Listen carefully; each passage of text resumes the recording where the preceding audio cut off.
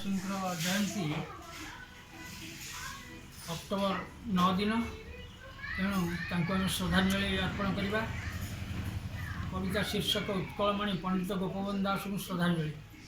ପୁରୀ ଜିଲ୍ଲାର ସେ ସୁଆଣ୍ଡ ଗ୍ରାମରେ ଗୋପବନ୍ଧୁ ହେଲେ ଜନ୍ମ ସନ 1877 ସାଲ ଅକ୍ଟୋବର 9 ଦିନ। ପିତା ଦୈତାରୀ, ମାତା ସ୍ୱର୍ଣ୍ଣମୟୀ ଦାସଙ୍କ ଯତ୍ନ ଆଦରେ ପିଲାଟି ଦିନରୁ ଈଶ୍ୱର ବିଶ୍ୱାସୀ, ଉଦାର, ଦୟାଳୁ ହେଲେ।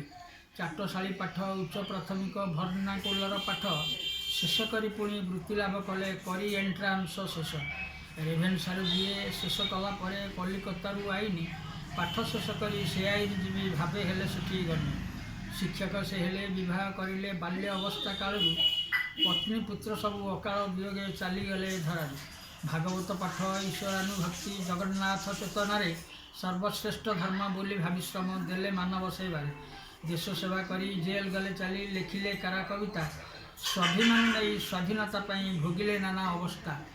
ସେପାଇଁ ସେତିଳେ ଖାତର କଲେନି ଆବୋରି ବିଶ୍ୱ ଚେତନା। ସଂକୀର୍ଣ୍ଣତା ତାଙ୍କୁ ସ୍ପର୍ଶ କଲା ନାହିଁ, ଯେହେତୁ ସେ ଉଚ୍ଚ ମନା। ସତ୍ୟବାଦୀଠାରେ ବନବିଦ୍ୟାଳୟ ମହାନ ଶିକ୍ଷାନୁଷ୍ଠାନ। ଆଦର୍ଶ ଶିକ୍ଷକ ନୀଳକଣ୍ଠ ପୁଣି ହରିହରଙ୍କ ମିଳନ।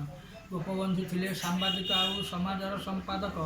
ଏହା ବ୍ୟତିରେକ ଜାତି ଗଠନର ସେ ଅନ୍ୟତମ ନାୟକ। ବିଚ୍ଛିନ୍ନ ଉତ୍କଳ ଏକତ୍ରୀକରଣ ପାଇଁ ସ୍ୱପ୍ନ ଦେଖିଥିଲେ। ଓଡ଼ିଆ ଭାଷାର ସୁରକ୍ଷା ପାଇଁ ବି ସଦା ସଚେତନ ଥିଲେ। ବିହାର ଓଡ଼ିଶା ପ୍ରାଦେଶିକ ସଭା ସଦସ୍ୟ ପଦ ପାଇଲେ। ମିଶୁ ମୋର ଦେହ ଏ ଦେଶ ମାଟିରେ ଭାବି ସେ କାର୍ଯ୍ୟ କରିଲେ। ଆଦର୍ଶ ଶିକ୍ଷକ, ସଂଗ୍ରାମୀ ପୁରୁଷ, ସଂଗଠକ, ସାହିତ୍ୟିକ। ଧର୍ମପଦ କଥା ଆଉ ନଚିକେତା ସବୁ ତାଙ୍କରି ରଚିତ। ନାହାନ୍ତି ସେ ଆଜି ଏ ଧରା ବକ୍ଷରେ, ରହିଛି ତାଙ୍କର କୀର୍ତ୍ତି। ସଦା ସ୍ମରଣୀୟ ତାଙ୍କରି ଆଦର୍ଶ, ଗାଇବ ଓଡ଼ିଆ ଜାତି।